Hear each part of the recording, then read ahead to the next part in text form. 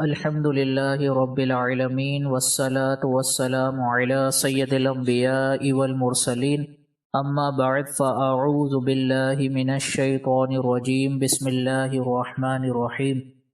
بہار رمضان course کے سلسلے میں آج الحمدللہ عز وجل ہمارا 11واں لیکچر ہے۔ پچھلے لیکچر میں ہم ان لوگوں کے بارے میں کلام کر رہے تھے کہ جن کو شریعت رمضان کے فرض روزے چھوڑنے کی اجازت دیتی ہے، تو 3 لوگوں کے بارے میں ہم نے کلام کر لیا تھا۔ آج انشاءاللہ عز وجل اگلی صورت پر کلام کریں گے۔ تو چوتھی صورت ہے حائضہ اور نفسا، یعنی حیض اور نفاس والی عورت کو رمضان کا روزہ چھوڑنے کی اجازت ہے۔ ضمناً یہ یاد رکھیں کہ جو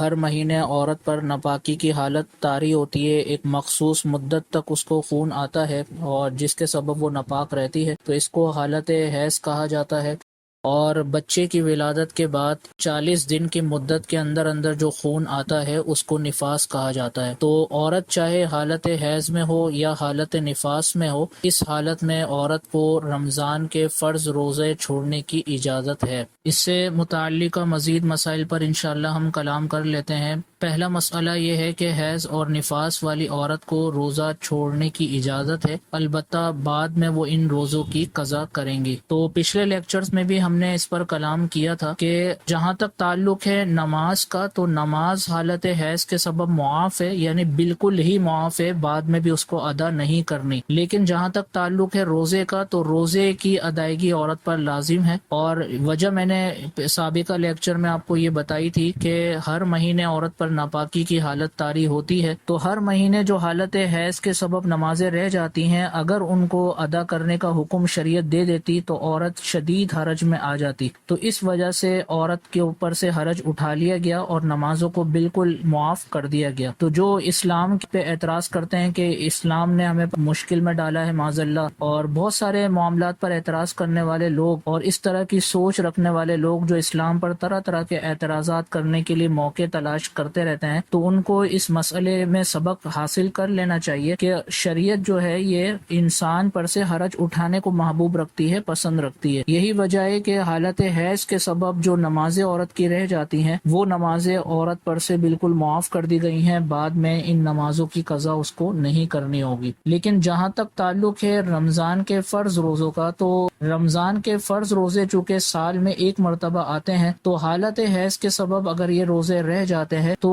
اس کی ادائیگی کا حکم شریعت نے اس لیے عورت کو دیا ہے کیونکہ اس میں کوئی شدید حرج نہیں ہے، تو اس وجہ سے عورت پر ان روزوں کی قضا لازم ہے۔ اس کے بعد اگلا مسئلہ ہے کہ رمضان میں قضا ہونے والے روزوں کی ادائیگی اگلے رمضان سے پہلے کر لینا لازم ہے۔ جو روزے رمضان میں قضا ہو جائیں حالت ناپاکی کے سبب، تو عورت کو چاہیے کہ وہ ان قضا ہونے والے روزوں کو جلد از جلد ادا کرے، کیونکہ موت کا کچھ پتہ نہیں ہے، لہٰذا اگر قضا روزے ذمے میں باقی رہ جاتے ہیں اور عورت نے ان روزوں کو ادا کرنے میں سستی کا مظاہرہ کیا، تو مرنے کے بعد ممکن ہے کہ ان قضا روزوں کا جواب دینا پڑ جائے اور عورت گرفت کا شکار ہو جائے۔ لہٰذا عقل مندی یہی ہے کہ جلد از جلد قضا ہو جانے والے روزوں کو فوراً سے پیشتر ادا کرنے کی کوشش کریں۔ اس کے بعد اگلا مسئلہ ہے کہ نفلی روزوں کے بجائے قضا کی ادائیگی کو ترجیح دیں۔ اب ہمارے یہاں مسئلہ یہ ہے کہ علم دین کی کمی کے سبب ہمیں یہ معلوم نہیں ہوتا کہ 2 چیزوں میں سے ہم کس کو پہلے ترجیح دیں، کیونکہ ہمیں فرض اور مستحب کا یہ فرق ہی معلوم نہیں ہوتا کہ ان میں سے کون سا زیادہ درجہ رکھتا ہے۔ تو یہی وجہ ہے کہ ہم بعض اوقات فرض کی ادائیگی میں تاخیر کر رہے ہوتے ہیں، لیکن نفل کے اندر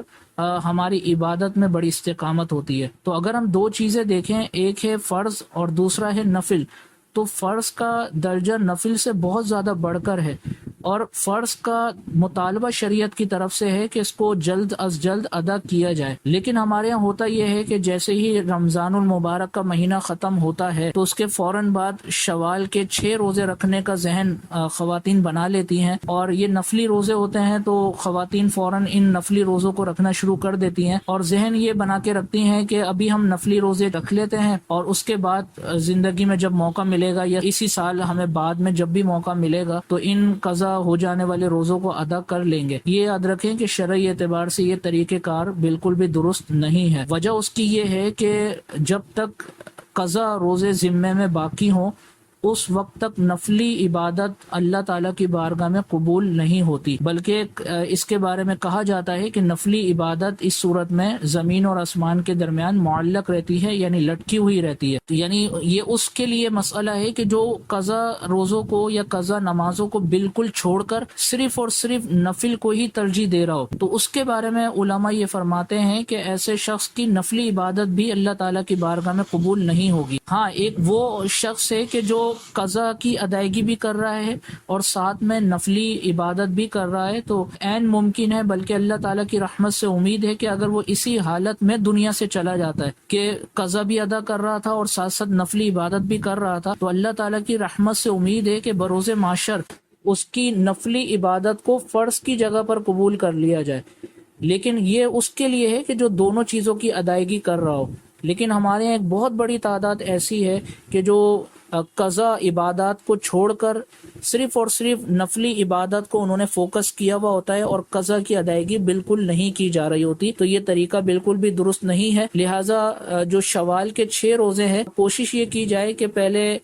قضا روزے رکھ لیں. جتنے روزے قضا ہوئے ہیں شوال کے شروع کے دنوں میں یہ قضا روزے پورے کر لیے جائیں، اور اس کے بعد بہت زیادہ دن باقی بچے ہوتے ہیں تو شوال کے 6 نفلی روزے بھی رکھ لیے جائیں. اور یہ 6 نفلی روزوں کی فضیلت ایسا تو نہیں ہے کہ عید کے دوسرے دن سے ہی شروع ہوگی، بلکہ مہینے میں جب بھی آپ 6 روزے نفلی شوال کے رکھ لیں گے تو آپ کو یہ فضیلت حاصل ہو جائے گی. لہٰذا خلاصہ کلام یہ نکلا کہ پہلے قضا کی ادائیگی کو ترجیح دیں، کیونکہ موت کا کچھ پتہ نہیں ہے. اگر موت آ جاتی ہے اور قضا کی ادائیگی میں تاخیر ہوئی تو اس صورت میں گرفت ہو سکتی ہے قبر میں، آخرت میں. لہٰذا احتیاط کا دامن ہاتھ سے نہ جانے دیا جائے اور پہلے قضا روزوں کی ادائیگی کو ترجیح دی جائے. اس کے بعد اگلا مسئلہ ہے کہ حیض و نفاس والی عورت کو اختیار ہے کہ سب کے سامنے کھائے یا چھپ کر، لیکن چھپ کر کھانا زیادہ افضل ہے. تو یہ جس کے اوپر حالت حیض طاری ہوتی ہے یا حالت نفاس والی عورت ہے، اس کو شریعت نے بالکل اختیار دیا ہے کہ وہ تنہائی میں بھی کھا سکتی ہے اور سب کے سامنے بھی کھا سکتی ہے. لیکن شرم و حیا کا تقاضا یہی ہے کہ وہ اپنی اس حالت کو لوگوں کے سامنے ظاہر کرنے سے بچائے، کیونکہ حالت حیض کا طاری ہونا یہ عورت پسند نہیں کرے گی کہ اس کی یہ حالت گھر کے افراد یا باہر کے افراد پہ بھی ظاہر ہو. تو جب یہ چیز پسند نہیں کرے گی تو بہتر ہے کہ وہ دوسروں کے سامنے پھر کھائے پیے نہیں. بلکہ اس میں ہماری بعض خواتین یہ کر رہی ہوتی ہیں کہ رمضان کے مہینے میں جب ناپاکی کی حالت میں ہوتی ہیں تو روزے تو نہیں رکھ رہی ہوتی، لیکن وہ شاپنگ وغیرہ کرنے کے لیے جب بازار جاتی ہیں تو وہاں پر سرے عام کھا پی رہی ہوتی ہیں. اب یہ دیکھیں کہ کتنی معیوب بات ہوگی، کیونکہ یہاں پر اگر عورت مارکیٹ میں کھاتی پیتی ہے سب کے سامنے تو یہاں پر 2 ہی کنڈیشن بنیں گی کہ یا تو عورت پاکی کی حالت میں ہے اور جان بوجھ کے روزہ چھوڑ رہی ہے، تو اس صورت میں شدید گناہ گار ہوگی، کیونکہ گناہ کا اظہار بھی گناہ ہے. اور دوسری صورت یہ کہ حالت ناپاکی میں ہے، تو اگر حالت ناپاکی میں وہ سب کے سامنے کھا پی رہی ہے، شرعی اعتبار سے گناہ گار تو نہیں ہوگی، لیکن بہت زیادہ اس میں حیا کا تقاضا یہی ہے کہ وہ اپنی اس حالت کو دوسروں کے سامنے ظاہر کرنے سے بچائے، کیونکہ سامنے والا شخص یہی سمجھے گا کہ یہ عورت حالت ناپاکی میں ہے، اس وجہ سے اس نے روزہ نہیں رکھا ہوگا اور یہ سب کے سامنے کھا پی رہی ہے. تو عورت کی یہ حالت سب کے سامنے ظاہر ہو جائے گی، جو کہ انتہائی درجے کی معیوب بات ہے. لہٰذا عورت کو چاہیے کہ بہت زیادہ اس میں احتیاط کرے، اور اگر کوئی کھانا پینا بھی ہے تو گھر کے اندر چھپ کر کھائے پیے. اگلا مسئلہ ہے کہ عورت کے لیے مستحب ہے کہ وہ ناپاکی کی حالت میں بھی اوراد و وظائف اور دیگر نیک اعمال کی عادت بنا کے رکھے. یعنی مراد یہ ہے کہ کچھ اعمال ایسے ہیں کہ جو حالت حیض اور حالت نفاس میں یعنی ناپاکی کی حالت میں شریعت نے عورت کو منع کر دیے ہیں. مثلا اس حالت میں عورت نماز نہیں پڑھ سکتی، اسی طرح زبان سے قرآن نہیں پڑھ سکتی، قرآن کو چھو نہیں سکتی اور اس کے ترجمے کو پڑھ اور چھو نہیں سکتی. لیکن اس کے علاوہ دیگر نیک اعمال مثلا درود پاک ہے، دعا ہے، دیگر تسبیحات ہیں، وہ عورت پڑھتی رہے. بلکہ عورت کے لیے مستحب ہے کہ وہ اس حالت ناپاکی میں بھی اپنے لیے وہ اوقات کہ جس میں وہ نمازیں پڑھا کرتی تھی، انہی اوقات میں وہ اپنے لیے اوراد و وظائف پڑھنے کا ٹائم نکالتی رہے اور جائے نماز پر بیٹھ کر ان اوراد و وظائف کو پڑھے. وجہ اس کی یہ ہے کہ بعض خواتین جب ناپاکی کی حالت طاری ہوتی ہے تو وہ بالکل تمام معاملات سے فارغ ہو کے اور دنیا کے دیگر کام کرنے میں لگ جاتی ہیں اور یہ سارے کام چھوڑ دیتی ہیں، تو ان کی طبیعت پر پاکی حاصل ہونے کے بعد ایک بوجھ سا ہو جاتا ہے اور عبادت کی طرف تھوڑا مشکل مشکل سے دل مائل ہوتا ہے۔ ایسی عورت کے لیے بہتر ہے کہ وہ اوقات کے جن میں وہ نمازوں کے لیے بیٹھتی تھی جائے نماز پر، انہی اوقات میں حالت حیض میں بھی وہ بیٹھے اور آدو وظائف پڑھے، دعا استغفار کرتی رہے، تاکہ پاک ہونے کے بعد اس کی طبیعت بالکل بھی بوجھل نہ ہو۔ تو امید ہے کہ آج کا لیکچر آپ کو سمجھ میں آیا ہوگا۔ اللہ تبارک و تعالیٰ سے دعا ہے کہ جو آج ہم نے مسائل پڑھے ان کو یاد رکھ کر دوسروں تک پہنچانے کی توفیق عطا فرمائے، اور اخلاص اور استقامت کے ساتھ علم دین حاصل کرنے کی توفیق عطا فرمائے۔ آمین بجاہ نبی الامین صلی اللہ تعالی علیہ وسلم۔ آپ دیکھ رہے ہیں PATF Islamic info YouTube channel. مزید اسلامک ویڈیوز کے لیے ہمارا چینل سبسکرائب کریں۔